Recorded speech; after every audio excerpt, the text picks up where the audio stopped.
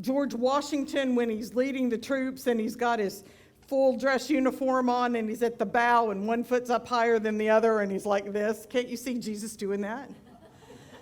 And then the other one is kind of Titanic-y, and you can see him at the bow of the ship going, "King of the world!" and everything stops. Yeah. Jesus probably didn't have either one of those references at the time. But this is just a really kind of, it's a story that means a lot to me, that stays there with me, and it's one I think of often as I am down by the water of Jesus there on the sea.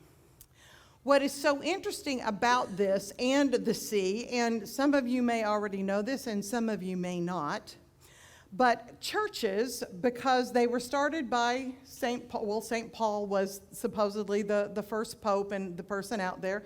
And what was St. Paul's career? He was a fisherman.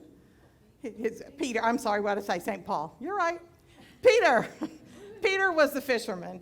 And so Peter went out, and when Constantine first made Christianity as the religion, they took, being that St. Peter was the fisherman, they created the first churches to be like ships. So it is not uncommon to walk into a sanctuary such as this one, and you have the pitched ceiling. And this is the reverse side of the hull of a ship, because the hull of a ship will have its center area, and then you'll have the gunnels coming down that way. So it takes even more. This area right here is called the nave, and the nave is mostly this aisleway, but it's now anything that holds where people sit.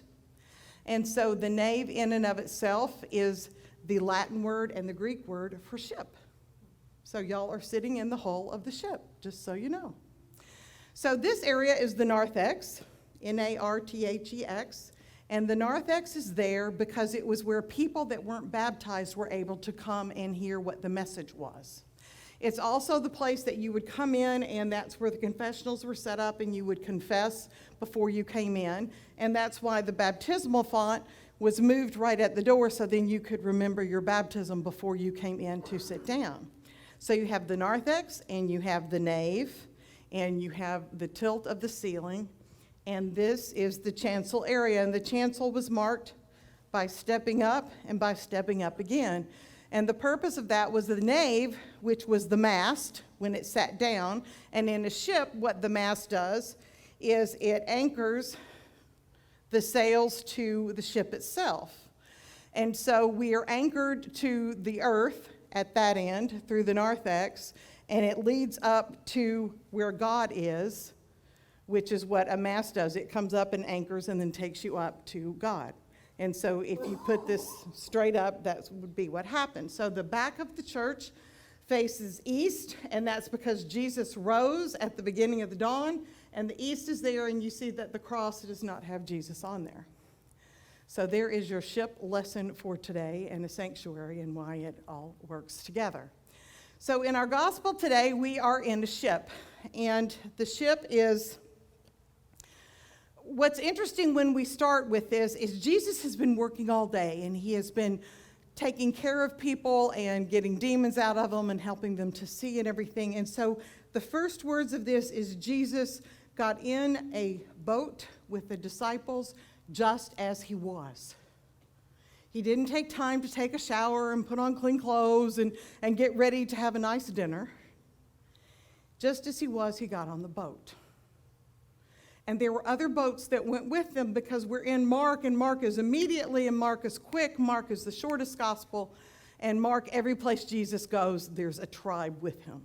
So there's all these boats that are out there. Now, Lake Gennesaret and the Sea of Galilee are the same body of water, and it's significantly large, and it's obviously because it's a body of water, it has it's kind of in a canyon, and so it has all of these mountains around. And so you can see where the storm could come up and nobody could see it until it was right on top of you because of the storm clouds being stuck behind the mountains.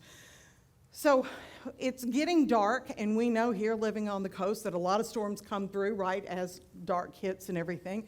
So these disciples are out in the water in the dark, and all of a sudden the water starts getting turbulent. And it starts getting kind of crazy. Now, we have a ship full of fishermen. These people spend their life literally on the water, and when they get scared, it must have really been some kind of storm.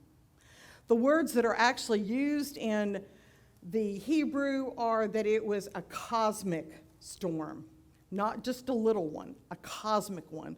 And what was going on at the time that this was written is that the Romans had just torn down the temple, and that all of the Christian Jews that were there, their whole world had just been turned over, because where they were going to worship and everything, the Romans were coming in and saying, no, you can't do that anymore. So when they would hear these words about the storm, it would mean even more to them. So I kind of want to get this going. I want this group of people over here, you're going to be the rain. So I want you to do this and get it as loud as you can. There you go. Okay, hold on just a second. Now the first 3 rows here, you're going to be the wind, and so you're going to go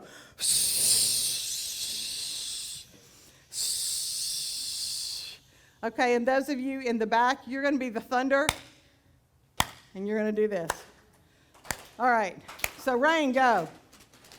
Keep going, wind. Keep going, thunder. Louder, louder. Thunder really close together, really loud.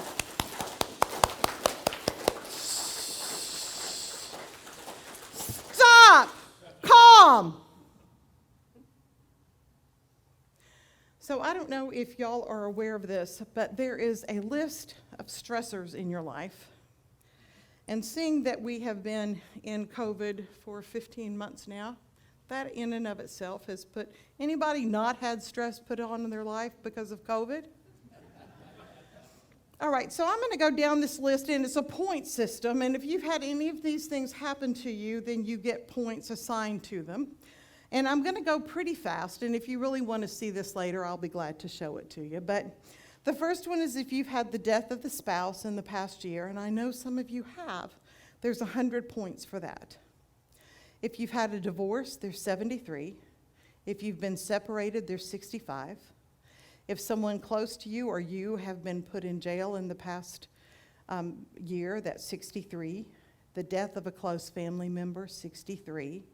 And if you've had multiple of these in the past year, like Danny and I have both lost of our moms, then that would be 63 times 2 in that particular way. Personal injury or illness that required hospitalization, that's 53. If you've gotten married, is 50. If you've been fired at work, is 47. Marital reconciliations, 45. Retirement is 45. Change in the health of a family member is 44.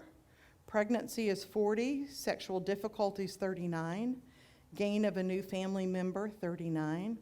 And this doesn't necessarily mean blood. This could be like if you had a foreign exchange student come in or anything like that.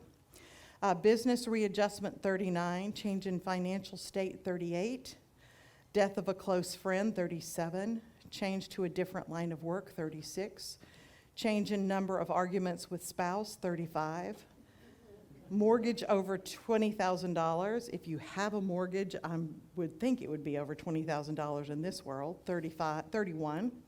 Foreclosure of mortgage or loan, 30. Change in responsibilities at work, 29. Son or daughter leaving home, 29. And then it just goes on with a whole bunch of other things. And so the scale at the bottom goes on and on. Vacation, 13. How many people get real irritable just before you go on vacation trying to get everything packed? Yeah. Don't even talk to Danny and I about that right now. So the total says anything between 100 and 200, you're okay. Between 200 and 300, then your chances are 50% you're going to come down with some kind of illness in the next 3 months, because that's usually what your body does to say, hey, you need to stop. And if you're 300 or above, then chances of you coming down with an illness in the next 3 to 6 months, is sitting at about 70%. So I know that in the year that I turned 30 was one of those 300 plus years for me. I should have known when the night before I turned 30, I was at the horse stables with my daughter and stepped in a hole that they were digging for post holes and broke my ankle. So I spent the first part of my 30th year in a cast. Try climbing the Statue of Liberty with a cast on from your knee down. It was kind of hot in July. But the thing is, this past year, I'm sure several of you have experienced 300s or above. And if not then, I would think almost all of us at some point have had that cataclysmic year that we just don't want to think about anymore, and probably more than one. So what do we do with that? Those are the storms in our lives that we have had. Those storms that the waves are coming so hard and the wind is blowing so much and the water's in our face and the lightnings hit us and we know we are going to either capsize that boat or we're going to be pushed out and we're going to drown. Ever felt that way before?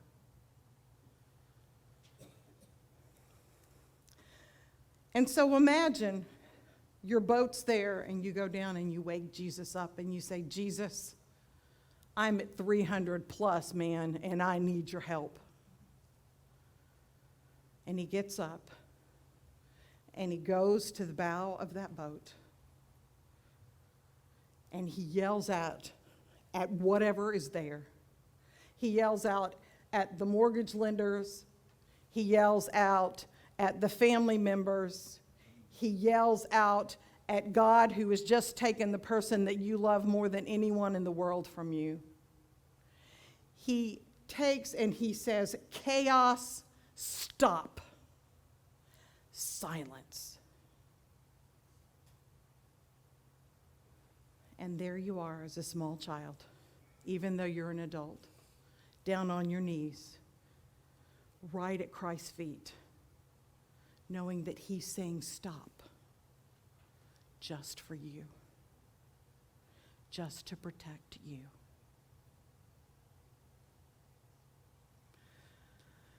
This past week, I had an opportunity to have lunch with some members of this congregation, and we were talking about how we handle stress now differently than we did when we were in our 20s and 30s, and talked about what we had learned from that, and that part of it is what you think is going to kill you doesn't. As you get older, you realize you still made it to that point. And how many people here have ever said that you're only here because by the grace of God? I know I've said that several times, yeah. And so as we had that conversation, a 300 score when you're 30 and a 300 score when you're 60, you react differently to them, or at least I hope you do. And what we came around that table to decide is it's because our faith, because the faith we have as we get older is stronger, and we know that God is at the bow of that ship. And we know that hard things are going to come. We're not going to like them anymore, and we certainly don't want them to come anymore. But we know that God is going to be there telling the seas to stop, the winds to cease, and that the cataclysmic storm that's going on in our lives, God's going to contain and get us through it.